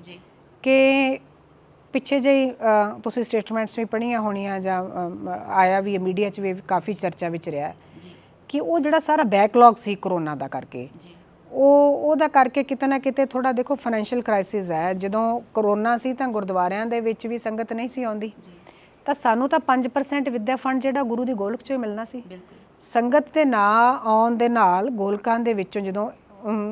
ਪੈਸਾ ਨਾ ਮਾਤਰ ਹੋ ਗਿਆ, ਜਦ ਕਿ ਖਰਚੇ ਸਾਡੇ ਉਸ ਸਮੇਂ ਤੇ ਜਿਹੜੇ ਉਹ ਵੱਧ ਗਏ। ਕਿਹੜਾ ਉਹ ਏਰੀਆ ਹੈ ਜਿੱਥੇ ਸ਼੍ਰੋਮਣੀ ਗੁਰਦੁਆਰਾ ਪ੍ਰਬੰਧਕ ਕਮੇਟੀ ਨੇ ਲੰਗਰ ਨਹੀਂ ਪਹੁੰਚਾਇਆ? ਕੀ ਅਸੀਂ ਸੁਣਿਆ ਕਰੋਨਾ ਕਾਲ ਦੇ ਸਮੇਂ ਕਿ ਕਿਸੇ ਗੁਰਦੁਆਰਾ ਸਾਹਿਬ ਦੇ ਵਿੱਚ ਸਮੇਂ ਸਿਰ ਆਸਾ ਦੀ ਵਾਰ ਦਾ ਜਿਹੜਾ ਕੀਰਤਨ ਆਰੰਭ ਨਹੀਂ ਹੋਇਆ? ਕੀ ਅਸੀਂ ਸੁਣਿਆ ਵੀ ਕਿਸੇ ਵੀ ਗੁਰਦੁਆਰੇ ਦੇ ਵਿੱਚ ਸਮੇਂ ਸਿਰ ਕੜਾਹ ਪ੍ਰਸ਼ਾਦ ਦੀ ਦੇਗ ਸੱਜ ਕੇ ਹਾਜ਼ਰ ਨਹੀਂ ਹੋਈ? ਬਿਲਕੁਲ ਜਿਵੇਂ ਮਰਜ਼ਾਦਾ ਗੁਰੂ ਸਾਹਿਬ ਜੀ ਦੀ ਐਜ਼ ਪਰ ਆਮ ਦਿਨਾਂ ਵਿੱਚ ਚੱਲਦੀ ਸੀ, ਉਵੇਂ ਹੀ ਕਰੋਨਾ ਕਾਲ ਦੇ ਵਿੱਚ ਵੀ ਚੱਲਦੀ ਰਹੀ। ਤਾਂ ਜਦੋਂ ਸਾਡਾ ਸਲੰਪ ਆ ਗਿਆ, ਇੱਕ ਫਾਈਨੈਂਸ਼ੀਅਲ ਸਲੰਪ ਆ ਗਿਆ, ਤਾਂ ਮਾਨਯੋਗ ਪ੍ਰਧਾਨ ਸਾਹਿਬ ਜੀ ਨੇ ਆਪਣੇ ਵਿਦਿਅਕ ਅਦਾਰਿਆਂ ਨੂੰ ਪਹਿਲ ਦੇ ਆਧਾਰ ਤੇ ਆਪਣੇ ਟੀਚਿੰਗ ਨਾਨ ਟੀਚਿੰਗ ਕਰਮਚਾਰੀਆਂ ਦਾ ਮਨੋਬਲ ਬਣਾਉਣ ਲਈ ਪਿੱਛੇ ਜਿਹੜੀ 31 ਮਾਰਚ ਰੀਸੈਂਟ ਲੰਘ ਕੇ ਗਈ ਹੈ 22 ਵਾਲੀ, ਇੱਥੋਂ ਤੱਕ ਦਾ ਜਿੰਨਾ ਬੈਕਲੌਗ ਸੀ ਇੱਕੋ ਵਾਰ ਮਾਨਯੋਗ ਪ੍ਰਧਾਨ ਸਾਹਿਬ ਨੇ ਉਹ ਸਾਰਿਆਂ ਨੂੰ ਤਨਖਾਹਾਂ ਦੇ ਕੇ ਉਹ ਸਾਰਾ ਬੈਕਲੌਗ ਖਤਮ ਕਰ ਜੀ। ਖਬਰ ਆਈ ਸੀ ਕਿ ਤਨਖਾਹਾਂ ਨਹੀਂ ਦਿੰਦੀ ਸ਼੍ਰੋਮਣੀ ਗੁਰਦੁਆਰਾ ਪ੍ਰਬੰਧਕ ਕਮੇਟੀ, ਪੈਂਡਿੰਗਸ ਨੇ, ਉਹ ਵੀ ਤੁਸੀਂ ਕਲੀਅਰ ਕਰਤਾ। ਬਿਲਕੁਲ, ਮੈਂ ਤਾਂ ਹੀ ਇਹ ਐਡ ਅਪ ਕੀਤੀ ਹੈ ਕਿ ਇਹ 31 ਮਾਰਚ ਨੂੰ ਮਾਨਯੋਗ ਪ੍ਰਧਾਨ ਸਾਹਿਬ ਨੇ ਮਾਰਚ 31 ਤੱਕ ਦਾ ਫਾਈਨੈਂਸ਼ੀਅਲ ਈਅਰ ਸਾਰਾ ਕੁਝ ਕਲੀਅਰ ਕਰ ਦਿੱਤਾ। ਔਰ ਇਹਦੇ ਵਿੱਚ ਮੈਂ ਇੱਕ ਹੋਰ ਤੁਹਾਨੂੰ, ਮੈਨੂੰ ਬੜੀ ਖੁਸ਼ੀ ਵੀ ਹੁੰਦੀ ਹੈ, ਮਾਣ ਨਾਲ ਵੀ ਮੈਂ ਦੱਸਣਾ ਵੀ ਚਾਹੁੰਦੀ ਹਾਂ ਕਿ ਇਸ ਸਾਲ ਦੀਆਂ ਜਿਹੜੀਆਂ ਸਭ ਤੋਂ ਵਧੀਆ ਪ੍ਰਾਪਤੀਆਂ ਸਕੂਲਸ ਦੀਆਂ ਰਹੀਆਂ, ਉਹਦੇ ਵਿੱਚ ਮੈਂ ਇਹ ਐਡ ਔਨ ਕਰਨਾ ਚਾਹੂੰਗੀ ਕਿ ਸੈਸ਼ਨ 22-23 ਦੇ ਵਿੱਚ ਕਰੋਨਾ ਦੇ ਵਿੱਚ ਕਿਉਂਕਿ ਇੱਕ ਸਲੰਪ ਆ ਗਿਆ ਸੀ, 1.5-2 ਸਾਲ ਅਸੀਂ ਕੁਝ ਨਹੀਂ ਕਰ ਪਾਏ ਸੀ। ਹੁਣ ਰੀਸੈਂਟ ਸੈਸ਼ਨ ਦੇ ਵਿੱਚ ਮੈਨੂੰ ਬੜੀ ਖੁਸ਼ੀ ਹੋਏਗੀ ਕਿ 8000 ਪਲੱਸ ਜਿਹੜੇ ਆ ਵਿਦਿਆਰਥੀ ਉਹ ਸਕੂਲਾਂ ਦੇ ਵਿੱਚ ਗਿਣਤੀ ਐਡਮਿਸ਼ਨਸ ਦਾ ਵਾਧਾ ਹੋ ਚੁੱਕਿਆ। ਇਹ ਇਸੇ ਕਰਕੇ ਹੀ ਕਿਉਂਕਿ ਸਾਡੀਆਂ ਪ੍ਰਾਪਤੀਆਂ ਹੁਣ ਹੌਲੀ ਹੌਲੀ ਸਾਡੀ ਜਿਹੜੀ ਐਡਵਰਟਾਈਜ਼ਮੈਂਟ ਆ, ਸਾਡੀਆਂ ਜਿਹੜਾ ਐਂਡ ਪ੍ਰੋਡਕਟ ਆ ਉਹ ਲੋਕਾਂ ਤੱਕ ਪਹੁੰਚਣਾ ਸ਼ੁਰੂ ਹੋ ਗਿਆ। ਤਾਂ ਲੋਕਾਂ ਨੂੰ ਇਹ ਪਤਾ ਲੱਗਣਾ ਸ਼ੁਰੂ ਹੋ ਗਿਆ, ਸਮਾਜ ਨੂੰ ਪਤਾ ਲੱਗ ਗਿਆ ਕਿ ਸ਼੍ਰੋਮਣੀ ਗੁਰਦੁਆਰਾ ਪ੍ਰਬੰਧਕ ਕਮੇਟੀ ਦੇ ਅਦਾਰਿਆਂ ਦੀਆਂ ਪ੍ਰਾਪਤੀਆਂ ਨੇ। ਔਰ ਇੱਥੋਂ ਜਿਹੜਾ ਵਿਦਿਆਰਥੀ ਵਿੱਦਿਆ ਲੈ ਕੇ ਜਿਹੜਾ ਜਾਂਦਾ ਹੈ ਉਹ ਨਾ ਕੇਵਲ ਇੱਕ ਚੰਗਾ ਅਕੈਡਮਿਸ਼ਨ ਹੁੰਦਾ ਬਲਕਿ ਇੱਕ ਮੋਰਲ ਐਜੂਕੇਸ਼ਨ ਵੀ ਉਹਦੇ ਪੱਲੇ ਬੰਨ੍ਹ ਕੇ ਘੁੱਟ ਕੇ ਆਟੋਮੈਟਿਕਲੀ 12ਵੀਂ ਤੱਕ ਪੜ੍ਹਦਾ ਹੋਇਆ ਬੱਚਾ ਉਹ ਆਪਣੇ ਗੁਰਮਤ ਦੇ, ਆਪਣੇ ਸਿਧਾਂਤਾਂ ਦੇ, ਆਪਣੀ ਮੋਰੈਲਿਟੀ ਦੇ ਰੰਗ ਦੇ ਵਿੱਚ ਜਿਹੜਾ ਆ ਉਹ ਮੋਲਡ ਹੋ ਚੁੱਕਿਆ ਹੁੰਦਾ। ਤਾਂ ਉਹ ਇੱਕ ਚੰਗਾ ਮਨੁੱਖ ਬਣ ਕੇ ਸਮਾਜ ਦੇ ਵਿੱਚ ਵਿਚਰਦਾ। ਅਤੇ ਇਹ ਐਡੀਸ਼ਨਸ ਮੈਂ ਹੋਰ ਵੀ ਕਰ ਦਿੰਦੀ ਹਾਂ ਕਿ ਪ੍ਰਧਾਨ ਸਾਹਿਬ ਨੇ ਰੀਸੈਂਟ ਹੀ ਸਮੁੱਚੀ ਮੈਨੇਜਮੈਂਟ ਦੇ ਸੈਕਟਰੀ ਸਾਹਿਬ ਦੇ ਸੁਹਿਰਦ ਯਤਨਾਂ ਦਾ ਸਦਕਾ ਹੁਣ ਅਸੀਂ 3 ਮਲਟੀ ਲੇਅਰਡ ਫੇਸਿਸ ਦੇ ਵਿੱਚ ਵੈਸੇ ਅਸੀਂ ਆਲਰੇਡੀ ਸਾਡਾ ਧਿਆਨ ਸਕੂਲਾਂ ਦੀ ਅਪਲਿਫਟਮੈਂਟ ਵੱਲ ਹੈ ਕਿ ਅਸੀਂ ਰੀਸੈਂਟ ਇਹਨਾਂ ਨੂੰ ਅਪਲਿਫਟਮੈਂਟ ਲਈ ਇੱਕ ਤਾਂ ਛੋਟੇ ਬੱਚਿਆਂ ਦੇ ਵਿੰਗਸ ਲਈ ਸਾਰੇ ਸਕੂਲਾਂ ਦੇ ਵਿੱਚ ਅਸੀਂ ਪਲੇ ਸਟੇਸ਼ਨਸ ਵਿੱਦਿਆ ਫੰਡਾਂ ਦੇ ਵਿੱਚੋਂ ਕਿਸੇ ਸਕੂਲ ਨੂੰ ਉਹਦੇ ਲਈ ਪੈਨੀ ਵੀ ਖਰਚਣੀ ਨਹੀਂ ਪਈ ਹੈ। ਸਾਰੇ ਸਕੂਲਾਂ ਨੂੰ ਜਿਹੜਾ ਆ ਉਹ ਪਲੇ ਸਟੇਸ਼ਨਸ ਮੁਹੱਈਆ ਕਰਵਾਏ ਆ। ਦੂਸਰਾ ਅਸੀਂ ਫ੍ਰੀ ਆਫ ਕਾਸਟ ਸਾਰੇ ਸਕੂਲਸ ਨੂੰ ਜਿੱਥੇ ਜਿੱਥੇ ਲੋੜ ਸੀ high tech computers with advanced Windows ਜਿਹੜੇ ਉਹ ਵੀ ਫ੍ਰੀ ਆਫ ਕਾਸਟ ਜਿਹੜੇ ਆ ਉਹ ਮੁਹੱਈਆ ਕਰਵਾਏ ਆ। ਤੀਸਰੇ ਨੰਬਰ ਤੇ ਜਿਨ੍ਹਾਂ ਦਾ ਇਨਫਰਾਸਟ੍ਰਕਚਰ ਜਿਹੜਾ ਆ ਮੂੰਹ ਮੁਹਾਂਦਰਾ ਥੋੜਾ ਜਿਹਾ ਬਦਲਣ ਵਾਲਾ ਸੀਗਾ ਉਹ ਅਸੀਂ ਸ਼ੁਰੂ ਕਰਵਾ ਦਿੱਤਾ ਹੋਇਆ ਕੰਮ। ਚੌਥੇ ਫੇਜ਼ਸ ਦੇ ਵਿੱਚ ਅਸੀਂ ਇਹਨਾਂ ਦੀਆਂ ਲਾਇਬ੍ਰੇਰੀਜ਼ ਤੇ ਲੈਬਸ, ਚਾਹੇ ਉਹ ਕੰਪਿਊਟਰ ਲੈਬ ਹੋਵੇ, ਚਾਹੇ ਉਹ ਸਾਇੰਸ ਲੈਬਸ ਹੋਣ ਜਾਂ ਫਿਰ ਲੈਂਗੁਏਜ ਲੈਬਸ ਹੋਣ, ਉਹ ਸਾਰੀਆਂ ਜਿਹੜੀਆਂ ਅਪਡੇਟ ਕਰਨ ਲਈ ਅਸੀਂ ਸਾਡੀਆਂ ਡਿਪਾਰਟਮੈਂਟ ਦੀਆਂ ਸੁਹਿਰਦ ਕੋਸ਼ਿਸ਼ਾਂ ਜਿਹੜੀਆਂ ਜਾਰੀ ਨੇ। ਔਰ ਇਹ ਸਾਰੀ ਜਿਹੜੀ ਅਪਲਿਫਟਮੈਂਟ ਹੈ ਨਾ ਇਹ ਸਾਰੀ ਵਿੱਦਿਆ ਫੰਡਾਂ ਦੇ ਵਿੱਚੋਂ ਹੋਣ ਵਾਲੀ ਹੈ। ਇਹਦੇ ਲਈ ਕਿਸੇ ਵੀ ਸਕੂਲ ਦੀ ਕੋਈ ਵੀ ਪੈਨੀ ਜਿਹੜੀ ਹੈ ਉਹ ਨਹੀਂ ਲੱਗੇਗੀ। ਇਹ ਸਾਰਾ ਕੁਝ ਜਿਹੜਾ ਹੈ ਸ਼੍ਰੋਮਣੀ ਗੁਰਦੁਆਰਾ ਪ੍ਰਬੰਧਕ ਕਮੇਟੀ ਦਾ ਮੈਂ ਸਮਝਦੀ ਹਾਂ ਵਿੱਦਿਅਕ ਖੇਤਰ ਦੇ ਵਿੱਚ ਜਿੰਨੀ ਸ਼੍ਰੋਮਣੀ ਗੁਰਦੁਆਰਾ ਪ੍ਰਬੰਧਕ ਕਮੇਟੀ ਦੀ ਦੇਣ ਹੈ ਮੈਨੂੰ ਸਮਝ ਨਹੀਂ ਆਉਂਦੀ ਕਿ ਅਸੀਂ ਆਪਣੀ ਐਡਵਰਟਾਈਜ਼ਮੈਂਟ ਕਰਨ ਵਿੱਚ ਕਿੱਥੇ ਪਛੜ ਗਏ। ਉਹਦੇ ਕਈ ਕਾਰਨ ਹੋ ਸਕਦੇ ਆਪਾਂ ਉਹਦੇ ਵੱਲ ਨਾ ਜਾਈਏ ਬਟ ਇਹ ਬੜੀ ਤੁਸੀਂ ਥੈਂਕਸ ਤੁਹਾਡਾ ਵੀ ਤੁਸੀਂ ਇਸ ਘੱਟੋ ਘੱਟ ਸਾਨੂੰ ਆ ਕੇ ਪੁੱਛਿਆ ਕਿ at least what we are doing. ਤਾਂ ਇਹ ਜਿਹੜੀ ਗੱਲ ਹੈ ਹਰ ਇਨਸਾਨ ਤੱਕ, ਹਰ ਸ਼ਖਸ ਤੱਕ, ਹਰ ਸਿੱਖ ਤੱਕ, ਹਰ ਵਿਅਕਤੀ ਤੱਕ ਇਹ ਪਹੁੰਚਣੀ ਚਾਹੀਦੀ ਹੈ ਕਿ ਸ਼੍ਰੋਮਣੀ ਗੁਰਦੁਆਰਾ ਪ੍ਰਬੰਧਕ ਕਮੇਟੀ ਬੜੀ ਸੁਹਿਰਦਤਾ ਦੇ ਨਾਲ ਵਿੱਦਿਅਕ ਖੇਤਰ ਨੂੰ ਜਿਹੜਾ ਹੈ ਪ੍ਰਮੋਟ ਕਰਨ ਦੇ ਵਿੱਚ ਦਿਨ ਰਾਤ ਮਿਹਨਤ ਕਰ ਰਹੀ ਹੈ। ਜੀ ਮੈਮ, ਜਾਂਦੇ ਜਾਂਦੇ ਤੁਸੀਂ ਹੋਰ ਕੋਈ ਗੱਲ ਜੇ ਦਰਸ਼ਕਾਂ ਨਾਲ ਸਾਂਝੀ ਕਰਨੀ ਚਾਹੋ ਜਿਹੜੇ ਚਾਹਵਾਨ ਹੋਣ ਜਾਂ ਆਪਣੀਆਂ ਬੱਚਿਆਂ ਨੂੰ SGPC ਦੇ ਵਿੱਦਿਅਕ ਅਦਾਰਿਆਂ ਵਿੱਚ ਪੜ੍ਹਾਉਣਾ ਚਾਹੁੰਦੇ ਹੋਣ? ਬਿਲਕੁਲ ਜੀ, ਅਸੀਂ ਬਹੁਤ ਸਵਾਗਤ ਕਰਾਂਗੇ ਉਹਨਾਂ ਪੇਰੈਂਟਸ ਦਾ ਔਰ ਅਸੀਂ ਉਹਨਾਂ ਨੂੰ ਬੇਨਤੀ ਕਰਦੇ ਹਾਂ ਕਿ ਤੁਸੀਂ ਸਾਡੇ ਸਿਸਟਮ ਤੇ ਸਾਡੇ ਜਿਹੜੇ ਸਕੂਲ ਮੁਖੀ ਨੇ ਪੂਰਾ ਆਪਣਾ ਭਰੋਸਾ ਰੱਖੋ। ਆਪਣਾ ਭਰੋਸਾ ਰੱਖ ਕੇ ਤੁਸੀਂ ਆਪਣੀਆਂ ਕੁਐਰੀਜ਼ ਕਰੋ। ਤੁਸੀਂ ਇਸ ਨੂੰ ਬੇਸ਼ੱਕ ਜਿਵੇਂ ਹੁਣ ਅੱਜ ਕੱਲ੍ਹ ਦਾ ਸਮਾਂ ਹੈ ਕਿ ਜਿਵੇਂ ਆਪਾਂ ਬਾਰਗੇਨਿੰਗ ਨਹੀਂ ਕਿਸੇ ਚੀਜ਼ ਦੀ ਲੈਂਦੀ ਕਰਦੇ, ਅੱਜ ਕੱਲ੍ਹ ਉਹ ਸਮਾਂ ਆ ਗਿਆ ਪੇਰੈਂਟਸ ਦੇ ਬਾਰਗੇਨ। ਪਰ ਮੈਂ ਬੇਨਤੀ ਕਰਾਂਗੀ ਕਿ ਤੁਸੀਂ ਚਾਹੇ ਦੂਸਰੇ ਵਿੱਦਿਅਕ ਅਦਾਰਿਆਂ ਵਿੱਚ ਇੱਕ ਤਾਂ ਹੋ ਗਿਆ ਤੁਹਾਡਾ ਫੀਸ ਨੂੰ ਲੈ ਕੇ ਵੀ ਤੁਸੀਂ ਕਿੰਨੀ ਦੇਣੀ ਹੈ, ਕਿੰਨੀ ਅਫੋਰਡ ਕਰਦੇ ਹੋ, ਕਿੰਨੀ ਨਹੀਂ। ਮੈਂ ਸਮਝਦੀ ਇੱਕ ਲੰਬੇ ਲਿਸਟ ਹੈ ਕੰਸੈਸ਼ਨਸ ਦੀ ਜਿਹੜੀ ਸ਼੍ਰੋਮਣੀ ਗੁਰਦੁਆਰਾ ਪ੍ਰਬੰਧਕ ਕਮੇਟੀ ਇੱਕ ਫ੍ਰੀ ਦੇ ਵਾਂਗ ਇੱਕ ਨੈਗਲੀਜੀਬਲ ਜਿਹੜੀਆਂ ਫੀਸਾਂ ਦੇ ਉੱਤੇ ਇੰਨੇ ਵਧੀਆ ਜਿਹੜਾ ਪਲੇਟਫਾਰਮ ਮੁਹੱਈਆ ਕਰਵਾ ਰਹੀ ਹੈ ਸਮਾਜ ਨੂੰ। ਤੇ ਜੇ ਹੁਣ ਵੀ ਅਸੀਂ ਇਹਨਾਂ ਸੰਸਥਾਵਾਂ ਦਾ, ਇਹਨਾਂ ਵਿੱਦਿਅਕ ਅਦਾਰਿਆਂ ਦਾ ਲਾਹਾ ਨਾ ਲਿਆ ਤਾਂ ਫਿਰ ਇਹ ਤਾਂ ਸਾਡੀ ਬਹੁਤ ਵੱਡੀ ਨੈਗਲੀਜੈਂਸੀ ਹੋਏਗੀ ਔਰ ਉਹਨਾਂ ਬੱਚਿਆਂ ਨਾਲ ਧੱਕਾ ਹੋਏਗਾ। ਮੈਂ ਸਮਝਦੀ ਉਹਨਾਂ ਬੱਚਿਆਂ ਦੇ ਨਾਲ ਸਾਡਾ ਧੱਕਾ ਹੋਏਗਾ ਜਿਹੜੇ ਕਿ ਸਿੱਖ ਅਦਾਰਿਆਂ ਵਿੱਚ ਪੜ੍ਹ ਕੇ ਜਿਨ੍ਹਾਂ ਦੇ ਵਿੱਚ ਇੱਕ ਚਿਣਗ ਹੈ ਸਿੱਖ ਵਿਦਵਾਨ ਬਣਨ ਦੀ, ਤੇ ਉਹ ਵੀ ਸਾਡੀਆਂ ਜਿਹੜੀਆਂ ਸੰਸਥਾਵਾਂ ਦੇ ਵਿੱਚ ਹਾਲੇ ਵੀ ਪੇਰੈਂਟਸ ਉਹਨਾਂ ਨੂੰ ਨਾ ਲੈ ਕੇ ਆਉਣ ਤਾਂ ਇਹ ਬੱਚਿਆਂ ਦੇ ਨਾਲ ਅਸੀਂ ਸਰਾਸਰ ਧੋਖਾ ਕਰਾਂਗੇ। ਮੇਰੀ ਬੇਨਤੀ ਹੈ ਕਿ ਤੁਸੀਂ ਇਹ ਸਾਡੀਆਂ ਗੱਲਾਂ ਤੇ ਨਾ ਜਾਓ। ਤੁਸੀਂ ਨੀਅਰੈਸਟ ਜਿਹੜੀ ਵੀ ਬ੍ਰਾਂਚ ਤੁਹਾਡੇ ਏਰੀਏ ਦੇ ਵਿੱਚ, ਤੁਹਾਡੇ ਇਲਾਕੇ ਦੇ ਵਿੱਚ, ਤੁਹਾਡੇ ਡਿਸਟ੍ਰਿਕਟ ਵਿੱਚ ਸਾਡੀ ਸ਼੍ਰੋਮਣੀ ਗੁਰਦੁਆਰਾ ਪ੍ਰਬੰਧਕ ਕਮੇਟੀ ਦੇ ਅਧੀਨ ਚੱਲ ਰਿਹਾ ਕੋਈ ਵਿੱਦਿਅਕ ਅਦਾਰਾ, ਆਪ ਜਾ ਕੇ ਉੱਥੇ ਦੇਖੋ। ਸਾਡੇ ਪੇਜਸ ਜਿਹੜੇ ਆ ਉਹ ਖੋਲ੍ਹ ਕੇ ਦੇਖੋ, ਸਾਡੀ ਵੈਬਸਾਈਟ ਖੋਲ੍ਹ ਕੇ ਦੇਖੋ, ਫੇਸ ਪੇਜ ਖੋਲ੍ਹ ਕੇ ਦੇਖੋ, ਸਕੂਲ ਵਿੱਚ ਜਾਓ, ਪ੍ਰਿੰਸੀਪਲ ਸਕੂਲ ਮੁਖੀ ਨੂੰ ਮਿਲੋ, ਸਾਰੀ ਰਿਪੋਰਟ ਲੈ ਕੇ ਫਿਰ ਤੁਸੀਂ ਆਪਣਾ ਬੱਚਾ ਉੱਥੇ ਐਡਮਿਟ ਕਰਾਓ ਤੇ ਤੁਸੀਂ ਚੇਂਜ ਦੇਖੋ ਕਿ ਇਹ ਫਰਕ ਕੀ ਹੈ ਬਾਕੀ ਵਿੱਦਿਅਕ ਅਦਾਰਿਆਂ ਵਿੱਚ ਪੜ੍ਹਨ ਦਾ ਤੇ ਸਕੂਲ ਸ਼੍ਰੋਮਣੀ ਗੁਰਦੁਆਰਾ ਪ੍ਰਬੰਧਕ ਕਮੇਟੀ ਦੇ ਅੰਡਰ ਵਿੱਦਿਅਕ ਅਦਾਰੇ 'ਚ ਪੜ੍ਹਨ ਦਾ ਕੀ ਫ਼ਰਕ ਤੁਹਾਨੂੰ ਆਪਣੇ ਆਪ ਨਜ਼ਰ ਆਏਗਾ। ਜਿਵੇਂ ਕਿ ਹੋਰ ਪ੍ਰਾਪਤੀਆਂ ਦੇ ਵਿੱਚੋਂ ਮੈਂ ਇਸ ਨੂੰ ਪ੍ਰਾਪਤੀ ਤਾਂ ਨਹੀਂ ਕਹਿ ਸਕਦੀ, ਮੈਂ ਇਸ ਨੂੰ ਸਾਡੀ ਡਿਊਟੀ ਦਾ ਇੱਕ ਪਾਰਟ ਹੀ ਕਹਿ ਸਕਦੀ ਹਾਂ। ਤੁਸੀਂ ਵੀ ਸੁਣਿਆ ਹੋਣਾ, ਨਿਊਜ਼ ਵੀ ਬੜੀਆਂ ਚਰਚਾ ਵਿੱਚ ਰਹੀਆਂ ਸੀ ਕਿ ਰਾਜ ਸਭਾ ਦੀ ਸਟੈਂਡਿੰਗ ਕਮੇਟੀ ਨੇ ਪਿਛਲੇ ਸਾਲ ਸਾਡੇ ਤੋਂ CBSE ਦੀਆਂ ਕਿਤਾਬਾਂ ਦੇ ਵਿੱਚ, ਇਤਿਹਾਸ ਦੀਆਂ ਹਿਸਟਰੀ ਦੀਆਂ ਕਿਤਾਬਾਂ ਦੇ ਵਿੱਚ ਜਿਹੜਾ ਲੋੜੀਂਦਾ ਪਾਰਟ ਐਡ ਔਨ ਕਰਨ ਲਈ ਤੇ ਉਹਦੇ ਵਿੱਚ ਜਿਹੜੀਆਂ ਡਿਸਟੋਰਸ਼ਨਸ ਸੀਗੀਆਂ ਉਹਨੂੰ ਕੱਟਣ ਲਈ ਕਿ ਕਿਹੜਾ ਪਾਰਟ ਜਿਹੜਾ ਰੱਖਣਾ ਹੈ, ਕਿਹੜਾ ਪਾਰਟ ਕੱਟਣਾ, ਉਹਦੇ ਲਈ ਸਾਡੇ ਤੋਂ ਕੋਈ ਸੁਝਾਅ ਮੰਗੇ ਸੀ। ਤਾਂ ਜਦੋਂ ਅਸੀਂ NCERT ਦੀਆਂ ਕਿਤਾਬਾਂ ਇਤਿਹਾਸ ਦੀਆਂ ਗੋ ਥਰੂ ਹੋਏ ਤਾਂ ਅਸੀਂ ਇਹ ਦੇਖਿਆ ਕਿ ਬਈ ਬੜੀ ਵੇਰੀਏਸ਼ਨ ਆ ਗਈ ਹੈ ਟਾਈਮ ਟੂ ਟਾਈਮ। ਚੱਲਦੇ ਸਾਡੀ ਜਿਹੜੀ ਨਾਰਦਰਨ ਹਿਸਟਰੀ ਹੈ ਉਹਦੇ ਵਿੱਚੋਂ ਖਾਸ ਕਰਕੇ ਸਿੱਖ ਹਿਸਟਰੀ ਤਾਂ ਡਿਲੀਟ ਹੀ ਕਰ ਦਿੱਤੀ ਗਈ ਸੀ।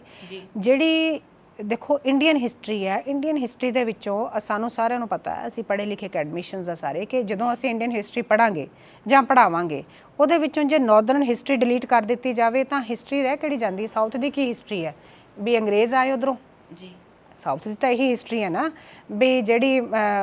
ਈਸਟ ਇੰਡੀਆ ਕੰਪਨੀ ਸੀ ਉਹ ਵਾਇਆ ਮੁੰਬਈ ਇੰਡੀਆ ਵਿੱਚ ਐਂਟਰ ਕੀਤੀ। ਅਦਰਵਾਈਜ਼ ਸਾਰੀ ਹਿਸਟਰੀ ਇੰਡੀਆ ਦੀ ਨਾਰਦਰਨ ਹਿਸਟਰੀ ਜਿਹੜੀ ਹੈ ਉਹਦੇ ਨਾਲ ਲੱਗ ਕੇ ਹੀ ਕੰਪਾਈਲ ਤੇ ਕੰਪਲੀਟ ਹੁੰਦੀ ਹੈ, ਜਿਹਦੇ ਵਿੱਚ ਮੁੱਖ ਜਿਹੜਾ ਹੈ ਪ੍ਰਮੁੱਖਤਾ ਦੇ ਨਾਲ ਪੰਜਾਬ ਦਾ ਜ਼ਿਕਰ ਆਉਣਾ ਲਾਜ਼ਮੀ ਹੈ।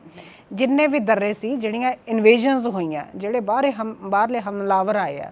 ਉਹ ਸਾਰੇ ਜਿਹੜੇ ਅਫਗਾਨਿਸਤਾਨ ਪੰਜਾਬ ਦੇ ਪੁਰਾਤਨ ਪੰਜਾਬ ਦੇ ਜਿਹੜੇ ਦਰਰੇ ਸੀ ਉਹਨਾਂ ਥਾਣੀ ਸਾਰਿਆਂ ਨੇ ਹਮਲੇ ਕੀਤੇ, ਚਾਹੇ ਉਹ ਅਬਦਾਲੀ ਸੀ, ਚਾਹੇ ਹੋਰ ਦੂਸਰੇ ਮੁਗਲ ਆਏ,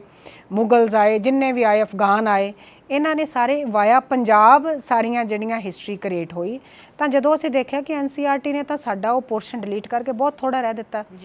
ਅਸੀਂ ਸਾਰੀਆਂ ਸਿੱਖ ਇੰਸਟੀਟਿਊਸ਼ਨਸ ਨੇ ਕਲੈਕਟਿਵ ਐਫਰਟਸ ਦੇ ਨਾਲ ਬੁਲੇਟ ਪੁਆਇੰਟਸ ਤਿਆਰ ਕਰਕੇ ਐਰਾ ਵਾਈਜ਼ ਕਿਸ ਸਾਲ ਦੇ ਵਿੱਚ, ਕਿਸ ਟੈਨਿਓਰ ਦੇ ਵਿੱਚ, ਕਿਸ ਸਮੇਂ ਦੇ ਵਿੱਚ ਸਿੱਖ ਇਤਿਹਾਸ ਦਾ ਪੰਜਾਬ ਦਾ ਕਿਹੜਾ ਪੋਰਸ਼ਨ ਅਣਗੌਲਿਆ ਰਹਿ ਗਿਆ ਹੈ। ਇਕੱਲੇ ਸਿੱਖ ਇਤਿਹਾਸ ਦਾ ਵੀ ਨਹੀਂ, ਪੰਜਾਬ ਦਾ ਕਿਹੜਾ ਜਿਹੜਾ ਪੋਰਸ਼ਨ ਅਣਗੌਲਿਆ ਰਹਿ ਗਿਆ ਹੈ, ਇਹਨੂੰ ਕਿੱਥੇ ਐਡ ਕੀਤਾ ਜਾਣਾ ਚਾਹੀਦਾ ਹੈ। ਚੈਪਟਰ ਵਾਈਜ਼ ਉਹਦੇ ਸਾਰੇ ਬੁਲੇਟਸ ਪੁਆਇੰਟਸ ਬਣਾ ਕੇ ਸਾਰੀਆਂ ਸੰਸਥਾਵਾਂ ਨੇ ਰਾਜ ਸਭਾ ਨੂੰ ਈਮੇਲ ਕੀਤੇ, ਲੇਕਿਨ ਉਹਦਾ ਹੋਇਆ ਕੁਛ ਨਹੀਂ। ਟਿਲ ਡੇਟ ਸਾਡੇ ਕੋਲ ਕੋਈ ਅਪਡੇਟ ਨਹੀਂ ਹੈ ਕਿ ਗਵਰਨਮੈਂਟ ਉਸਨਾਂ ਨੂੰ ਉਹਦੇ ਵਿੱਚ ਇਨਕਲੂਡ ਕਰਨ ਜਾ ਰਹੀ ਹੈ ਜਾਂ ਨਹੀਂ ਜਾ ਰਹੀ। ਉਹ that is a different issue. But ਸਾਡੀ ਕੀ ਡਿਊਟੀ ਬਣਦੀ ਸੀ, ਅਸੀਂ ਇਹ ਕੋਸ਼ਿਸ਼ ਕੀਤੀ ਕਿ ਸਾਡੇ ਵਿਦਿਆਰਥੀਆਂ ਨੂੰ ਨਾਰਦਰਨ ਹਿਸਟਰੀ ਤੋਂ ਵਾਂਝੇ ਰੱਖਣਾ ਤਾਂ ਉਹਨਾਂ ਦੇ ਟੈਲੈਂਟ ਦੇ ਨਾਲ ਧੱਕਾ ਕਰਨਾ ਹੈ, ਕਿਉਂਕਿ ਵਿਦਿਆਰਥੀ ਨੇ ਜਿਹਨੇ ਅੱਗੇ ਹਿਸਟਰੀ ਪੜ੍ਹਨੀ ਹੈ ਉਹਨੂੰ ਪਤਾ ਹੀ ਨਹੀਂ ਹੋਏਗਾ ਕਿ ਨਾਰਥ ਦੇ ਵਿੱਚ ਜਿਹੜੀਆਂ ਕਿਹੜੀਆਂ ਘਟਨਾਵਾਂ ਹੋਈਆਂ, ਤਾਂ ਉਹ ਜਿਹੜਾ ਸੀਰੀਅਲ ਵਾਈਜ਼ ਇਤਿਹਾਸ ਦੀ ਕੜੀ ਆਪਸ ਜੁੜਦੀ ਹੈ, ਕਿਤੇ ਨਾ ਕਿਤੇ ਉਹ ਜਿਹੜੀ that was missing from the books. ਤਾਂ ਸਾਡੇ ਬਹੁਤ ਅੱਛੀ ਟੀਮ ਸਾਡੇ ਕੋਲ ਟੀਚਰਸ ਦੀ, ਬੜੇ ਲਰਨਡ ਅਕੈਡਮਿਸ਼ੀਅਨਸ ਆ ਸਾਡੀ ਟੀਮ ਦੇ ਵਿੱਚ। ਤਾਂ ਉਹਨਾਂ ਸਾਰੇ ਟੀਚਰਸ ਤੇ ਪ੍ਰਿੰਸੀਪਲਸ ਦੇ ਸਹਿਯੋਗ ਦੇ ਨਾਲ ਅਸੀਂ ਉਹ ਸਾਰੇ ਬੁਲੇਟ ਪੁਆਇੰਟਸ ਜਿਹੜੇ ਉਹ ਕਲੈਕਟ ਕਰਕੇ ਆਪਣੀ ਇੱਕ ਹਿਸਟਰੀ ਦੀ ਕਿਤਾਬ ਕ੍ਰੀਏਟ ਕਰ ਲਈ ਐਰਾ ਵਾਈਜ਼। ਹੁਣ ਅਸੀਂ ਇਹ ਘੱਟੋ ਘੱਟ ਆਪਣੀਆਂ ਇੰਸਟੀਟਿਊਸ਼ਨਸ ਤੇ ਜਿਹੜੀਆਂ ਹੋਰ ਦੂਸਰੀਆਂ ਸਿੱਖ ਇੰਸਟੀਟਿਊਸ਼ਨਸ ਨੇ, ਜਲਦ ਹੀ ਅਸੀਂ ਉਹਨਾਂ ਨੂੰ ਆਪਣੀ ਰਿਵਾਈਜ਼ਡ ਫਾਈਨਲ ਕਰਕੇ ਇੱਕ ਬੁੱਕ ਉਹਨਾਂ ਨੂੰ ਤਿਆਰ ਕਰਕੇ ਦੇ ਦਾਂਗੇ। ਘੱਟੋ ਘੱਟ ਪੰਜਾਬ ਦੇ ਬੱਚਿਆਂ ਦੇ ਨਾਲ ਇਹ ਧੱਕਾ ਤਾਂ ਨਹੀਂ ਹੋਵੇਗਾ ਕਿ ਸ਼੍ਰੋਮਣੀ ਗੁਰਦੁਆਰਾ ਪ੍ਰਬੰਧਕ ਕਮੇਟੀ ਦੇ ਜਿਹੜਾ ਉਹ ਚੱਲਦੇ ਆ ਉਹ ਪੰਜਾਬ ਦੀ ਖਾਸ ਕਰਕੇ ਨਾਰਦਰਨ ਹਿਸਟਰੀ ਜਿਹੜੀ ਆ ਉਹ ਤੋਂ ਵਾਂਝੇ ਰਹਿ ਜਾਣ। ਸੋ ਇਹ ਮੈਂ ਸਮਝਦੀ ਹਾਂ ਕਿ ਸ਼੍ਰੋਮਣੀ ਗੁਰਦੁਆਰਾ ਪ੍ਰਬੰਧਕ ਕਮੇਟੀ ਵਿਦਿਅਕ ਅਦਾਰਿਆਂ ਦੀ ਬੜੀ ਵੱਡੀ ਅੱਛੀ ਪ੍ਰਾਪਤੀ ਹੋਵੇਗੀ ਜੇ ਇਹ ਇੰਪਲੀਮੈਂਟ ਹੋ ਜਾਂਦੀ ਹੈ। ਜੀ ਬਹੁਤ ਧੰਨਵਾਦ ਮੈਡਮ, ਤੁਸੀਂ ਬਹੁਤ ਵਿਸਥਾਰ ਦੇ ਨਾਲ ਜਾਣਕਾਰੀ ਦਿੱਤੀ ਹੈ। ਤੇ ਆਮ ਤੌਰ ਤੇ ਜੋ ਇਹ ਸ਼ਿਕਾਇਤਾਂ ਆਉਂਦੀਆਂ ਰਹਿੰਦੀਆਂ ਨੇ, ਕਿਉਂਕਿ ਪੜ੍ਹਾਈ ਦੇ ਲਈ ਕਈ ਵਾਰ ਅਸੀਂ ਸਮਝੌਤੇ ਵੀ ਕਰਨ ਲੱਗ ਜਾਂਦੇ ਹਾਂ, ਜਿਵੇਂ ਹੋਰਾਂ ਸਕੂਲਾਂ ਦੇ ਵਿੱਚੋਂ ਕਈ ਵਾਰ ਸ਼ਿਕਾਇਤ ਆ ਜਾਂਦੀ ਹੈ ਕਿ ਕਾਰਾਂ ਤੇ ਪਾਬੰਦੀ ਲਾ ਦਿੱਤੀ ਗਈ ਤਾਂ ਬੱਚਿਆਂ 'ਚ ਨਿਰਾਸ਼ਤਾ ਪੈਦਾ ਹੁੰਦੀ ਹੈ। ਤਾਂ ਕਿਉਂ ਨਾ ਅਸੀਂ ਆਪਣੀ ਸੰਸਥਾ ਜਿਹੜੀ ਸਿੱਖ ਸੰਸਥਾ ਹੈ ਉਸ ਵੱਲੋਂ ਜਿਹੜੇ ਐਜੂਕੇਸ਼ਨ ਪ੍ਰੋਵਾਈਡ ਕੀਤੀ ਜਾਂਦੀ ਹੈ ਉਹਦਾ ਹੀ ਅਸੀਂ ਲਾਹਾ ਮਨਦੀਪ ਇੱਕ ਗੱਲ ਮੈਂ ਹੋਰ ਐਡ ਕਰ ਦੇਵਾਂ। ਗੱਲਾਂ ਤਾਂ ਬਹੁਤ ਸਾਰੀਆਂ ਨੇ, ਇਸ ਨੂੰ ਇੱਕ ਲੰਬਾ ਸਮਾਂ ਚਾਹੀਦਾ ਹੈ। ਔਰ ਮੈਂ ਬੇਨਤੀ ਕਰੂੰਗੀ ਕਿ ਸਮੇਂ-ਸਮੇਂ ਸਿਰ ਇਹ ਜਿਹੀ ਜਿਹੜੀ ਇੰਟਰਵਿਊ ਨਾ ਵਿਦਿਅਕ ਅਦਾਰਿਆਂ ਨੂੰ ਲੈ ਕੇ ਇਹ ਹੁੰਦੀ ਰਹਿਣੀ ਚਾਹੀਦੀ ਹੈ। ਤੁਸੀਂ ਕਕਾਰਾਂ ਦੇ ਰੋਕ ਲਾਉਣ ਦੀ ਗੱਲ ਕੀਤੀ, ਬਿਲਕੁਲ ਠੀਕ ਹੈ। ਅਸੀਂ ਪੜ੍ਹਦੇ ਰਹਿੰਦੇ ਇਹੋ ਜਿਹੀਆਂ ਖਬਰਾਂ। ਸ਼ਾਇਦ ਮੈਂ ਤੁਹਾਨੂੰ ਦੱਸਦੇ ਹਾਂ ਕਿ ਇਸ ਵਾਰ ਅਸੀਂ ਇਹ ਤਹਈਆ ਕੀਤਾ ਹੈ ਕਿਉਂਕਿ ਗੁਰਮਤ ਕੈਂਪ ਜਦੋਂ ਲਗਾਇਆ, ਗੁਰਮਤ ਕੈਂਪ ਲਗਾਉਣ ਤੋਂ ਬਾਅਦ ਸਾਡਾ ਮੋਟਿਵ ਇਹ ਹੁੰਦਾ ਕਿ ਇਹਦਾ ਐਨਾਲਿਸਿਸ ਕਰੀਏ ਵੀ ਇਹਦੇ ਵਿੱਚੋਂ ਅਸੀਂ ਕੀ ਖੱਟਿਆ, ਕੀ ਕਮਾਇਆ। ਤਾਂ ਬਹੁਤ ਸਾਰੇ ਵਿਦਿਆਰਥੀਆਂ ਨੇ ਆਪ ਮੁਹਾਰੇ ਜਿਹੜੇ ਹੈ ਗੁਰਮਤ ਕੈਂਪ ਤੋਂ ਬਾਅਦ 'ਚ ਪ੍ਰਣ ਕੀਤੇ। ਉਹਦੇ ਪ੍ਰਣ ਦੇ ਵਿੱਚ ਬਹੁਤ ਸਾਰੇ ਬੱਚੇ ਸਾਡੇ ਕੋਲ ਅੰਕੜੇ ਨੇ, ਬਾਈ ਨੇਮ, ਸਕੂਲ ਟੂ ਸਕੂਲ ਕੰਸੋਲੀਡੇਟ ਕੀਤੇ ਹੋਏ। ਬਹੁਤ ਸਾਰੇ ਵਿਦਿਆਰਥੀਆਂ ਨੇ ਜਿਨ੍ਹਾਂ ਨੇ ਪ੍ਰਣ ਕੀਤਾ ਕਿ ਅਸੀਂ ਅੱਜ ਤੋਂ ਕੇਸ ਕਤਲ ਨਹੀਂ ਕਰਾਂਗੇ। ਸੈਂਕੜੇ ਵਿਦਿਆਰਥੀਆਂ ਨੇ ਪ੍ਰਣ ਕੀਤਾ ਕਿ ਅਸੀਂ ਰੋਜ਼ ਗੁਰਦੁਆਰਾ ਸਾਹਿਬ, ਗੁਰੂ ਸਾਹਿਬ ਜੀ ਦੇ ਦਰਸ਼ਨ ਕਰਕੇ ਸਕੂਲ ਆਵਾਂਗੇ। ਬਹੁਤ ਸਾਰੇ ਵਿਦਿਆਰਥੀਆਂ ਨੇ ਪ੍ਰਣ ਕੀਤਾ ਕਿ ਅਸੀਂ ਅੰਮ੍ਰਿਤ ਛਕਾਂਗੇ, ਤੇ ਬਹੁਤ ਸਾਰਿਆਂ ਨੇ ਇਹ ਵੀ ਪ੍ਰਣ ਕੀਤਾ ਕਿ ਅਸੀਂ ਨਿਤਨੇਮ ਕਰਿਆ ਕਰਾਂਗੇ ਸਵੇਰੇ ਤੇ ਸ਼ਾਮ ਦਾ, ਔਰ ਅਸੀਂ ਗੁਰ ਇਤਿਹਾਸ ਤੇ ਆਪਣੇ ਜਿਹੜਾ ਸਿੱਖ ਇਤਿਹਾਸ ਤੋਂ ਵੀ ਜਾਣੂ ਹੋਵਾਂਗੇ। ਔਰ ਅਗਲੇ ਕੈਂਪ ਦਾ ਅਸੀਂ ਟੀਚਾ ਲੈ ਕੇ ਉਹ ਬੱਚੇ ਗਏ ਨੇ ਕਿ ਜਦੋਂ ਵੀ ਅਸੀਂ ਅਗਲੇ ਕੈਂਪ ਵਿੱਚ ਆਵਾਂਗੇ ਸਾਨੂੰ ਇੰਨੀਆਂ ਬਾਣੀਆਂ ਇਕੱਠੇ ਹੋਣਗੀਆਂ, ਇੰਨਾ ਇਤਿਹਾਸ ਸਾਡੇ ਜਿਹੜਾ ਉਹ ਜ਼ਬਾਨੀ ਯਾਦ ਹੋਵੇਗਾ, ਤੇ ਇੰਨਾ ਜਿਹੜਾ ਅਸੀਂ ਸੰਥਿਆ ਲੈ ਕੇ ਆਵਾਂਗੇ। ਸੋ ਇਹ ਜਿਹੜੇ ਇਹ ਟੀਚੇ ਨੇ, ਤੇ ਮੈਂ ਸਮਝਦੀ ਹਾਂ ਵੀ ਆਉਣ ਵਾਲੇ ਸਮੇਂ ਦੇ ਵਿੱਚ ਕੋਈ ਵੀ ਸੰਪੂਰਨਤਾ ਨਹੀਂ ਹੋ ਸਕਦਾ, ਬਟ ਇੰਨਾ ਕੁ ਜ਼ਰੂਰ ਵਿਸ਼ਵਾਸ ਦਵਾਉਂਦੇ ਹਾਂ ਕਿ ਜਿੰਨਾ ਚਿਰ ਗੁਰੂ ਸਾਹਿਬ ਕਿਰਪਾ ਕਰਨਗੇ, ਆਪਣੀਆਂ ਸੇਵਾਵਾਂ ਲੈਂਦੇ ਰਹਿਣਗੇ, ਅਸੀਂ ਆਪਣੇ ਟੀਚੇ ਤੇ ਮਨੋਰਥ ਵੱਲ ਜਿਹੜੇ ਆ ਉਹ ਵੱਧਦੇ ਹੀ ਜਾਵਾਂਗੇ। ਸੋ ਮੇਰੀਆਂ ਇੰਨੀਆਂ ਕੋਈ ਬੇਨਤੀਆਂ, ਇਹ ਸਾਰੀ ਸਮੂਹ ਸਿੱਖ ਸੰਗਤ ਨੂੰ ਵੀ ਹੱਥ ਜੋੜ ਕੇ ਬੇਨਤੀ ਹੈ ਕਿ ਜਿਹੜੀਆਂ ਸਮਾਜ ਦੇ ਵਿੱਚ ਅੱਜ ਕੱਲ੍ਹ ਸੋਸ਼ਲ ਮੀਡੀਆ 'ਤੇ ਕਈ ਵਾਰੀ ਜਿਹੜੀਆਂ ਰਿਊਮਰਸ ਪੈ ਜਾਂਦੇ ਆ, ਕੋਈ ਅਫਵਾਹਾਂ ਜਾਂ ਕੋਈ ਹੋਰ, ਜਿਵੇਂ ਤੁਸੀਂ ਕਹਿ ਰਹੇ ਸੀ ਕਿ ਸ਼੍ਰੋਮਣੀ ਕਮੇਟੀ ਤੇ ਇਹ ਹਮੇਸ਼ਾ ਹੀ ਇਹ ਕਿਹਾ ਜਾਂਦਾ ਹੈ ਕਿ ਵਿਦਿਅਕ ਅਦਾਰਿਆਂ ਲਈ ਕੁਝ ਨਹੀਂ ਕਰ ਰਹੀ ਜਾਂ ਇਹਨਾਂ ਦੇ ਵਿਦਿਅਕ ਅਦਾਰੇ ਕੁਝ ਨਹੀਂ ਕਰ ਰਹੇ। ਸੋ ਆਪਾਂ ਅਜਿਹੀਆਂ ਅਫਵਾਹਾਂ ਵੱਲ ਧਿਆਨ ਨਾ ਦੇ ਕੇ ਇੱਕ ਵਾਰ ਆਪਣੀਆਂ ਸੰਸਥਾਵਾਂ ਦੇ ਨਾਲ ਜੁੜੀਏ। ਇਹ ਸਾਰੀ ਸਿੱਖ ਕੌਮ ਦੀਆਂ ਸੰਸਥਾਵਾਂ ਨੇ ਤੇ ਹਰੇਕ ਸਿੱਖ ਦਾ ਇੱਕ ਕੌਮੀ ਫਰਜ਼ ਵੀ ਬਣਦਾ ਹੈ ਕਿ ਇਹਨਾਂ ਸੰਸਥਾਵਾਂ ਦੀ ਅਪਲਿਫਟਮੈਂਟ ਲਈ ਆਪਣਾ ਬਣਦਾ ਜਿਹੜਾ ਯੋਗਦਾਨ ਜ਼ਰੂਰ ਪਾਵੇ। ਸੋ ਇੰਨੀਆਂ ਕੁ ਬੇਨਤੀਆਂ ਕਰਦੀ ਹੋਈ ਮੈਂ ਵਾਹਿਗੁਰੂ ਜੀ ਕਾ ਖਾਲਸਾ ਵਾਹਿਗੁਰੂ ਜੀ ਕੀ ਫਤਿਹ। ਸੋ ਇਹ ਸਨ ਮੈਡਮ ਸਤਵੰਤ ਕੌਰ ਜੀ। ਵੈਸੇ ਤਾਂ ਭੈਣ ਜੀ ਕਿਸੇ ਪਹਿਚਾਣ ਦੇ ਮੁਹਤਾਜ ਨਹੀਂ, ਪਰ ਫਿਰ ਵੀ ਕਈ ਵਾਰ ਦਰਸ਼ਕ ਨਵੇਂ ਹੁੰਦੇ ਨੇ। ਅਸੀਂ ਦੱਸ ਦਈਏ ਕਿ ਸੰਤ ਗਿਆਨੀ ਕਰਤਾਰ ਸਿੰਘ ਜੀ ਖਾਲਸਾ ਭਿੰਡਰਾਂ ਵਾਲਿਆਂ ਦੇ ਸਪੁੱਤਰ ਅਤੇ ਆਲ ਇੰਡੀਆ ਸਿੱਖ ਸਟੂਡੈਂਟ ਫੈਡਰੇਸ਼ਨ ਦੇ ਪ੍ਰਧਾਨ ਸ਼ਹੀਦ ਭਾਈ ਅਮਰੀਕ ਸਿੰਘ ਜੀ ਦੀ ਸਪੁੱਤਰੀ ਨੇ, ਜਿਨ੍ਹਾਂ ਨੇ ਕਿ 1984 ਵਿੱਚ ਜਦੋਂ ਭਾਰਤੀ ਹਕੂਮਤ ਨੇ ਸ੍ਰੀ ਦਰਬਾਰ ਸਾਹਿਬ ਤੇ ਹਮਲਾ ਕੀਤਾ ਤਾਂ ਆਪ ਜੀ ਨੇ ਸ਼ਹੀਦੀਆਂ ਪ੍ਰਾਪਤ ਕੀਤੀਆਂ। ਕਈ ਵਾਰ ਇਹ ਵੀ ਸਵਾਲ ਸਾਡੇ ਮਨਾਂ ਵਿੱਚ ਹੁੰਦਾ ਹੈ ਕਿ ਸ਼੍ਰੋਮਣੀ ਗੁਰਦੁਆਰਾ ਪ੍ਰਬੰਧਕ ਕਮੇਟੀ ਸ਼ਹੀਦਾਂ ਦਾ ਮਾਣ ਸਤਿਕਾਰ ਨਹੀਂ ਕਰ ਰਹੀ। ਤਾਂ ਅਸੀਂ ਆਪ ਜੀ ਨੂੰ ਦੱਸ ਦਈਏ ਕਿ ਭੈਣ ਸਤਵੰਤ ਕੌਰ ਜੀ ਸਹਾਇਕ ਡਾਇਰੈਕਟਰ ਸਕੂਲਸ ਨੇ SGPC ਦੇ, ਜਿਨ੍ਹਾਂ ਨੇ ਬਹੁਤ ਸੋਹਣੇ ਸ਼ਬਦਾਂ ਦੇ ਵਿੱਚ ਅੱਜ ਸ਼੍ਰੋਮਣੀ ਗੁਰਦੁਆਰਾ ਪ੍ਰਬੰਧਕ ਕਮੇਟੀ ਦੇ ਵਿਦਿਅਕ ਅਦਾਰਿਆਂ ਅਤੇ ਦਿੱਤੀਆਂ ਜਾ ਰਹੀਆਂ ਸਹੂਲਤਾਵਾਂ ਬਾਰੇ ਆਪ ਜੀ ਨੂੰ ਜਾਣੂ ਕਰਵਾਇਆ ਹੈ ਜੀ। ਫਿਰ ਮੁਲਾਕਾਤ ਹੋਵੇਗੀ। ਹੁਣ ਤੁਸੀਂ ਮੈਨੂੰ ਦਿਓ ਆਗਿਆ। ਵਾਹਿਗੁਰੂ ਜੀ ਕਾ ਖਾਲਸਾ ਵਾਹਿਗੁਰੂ ਜੀ ਕੀ ਫਤਿਹ।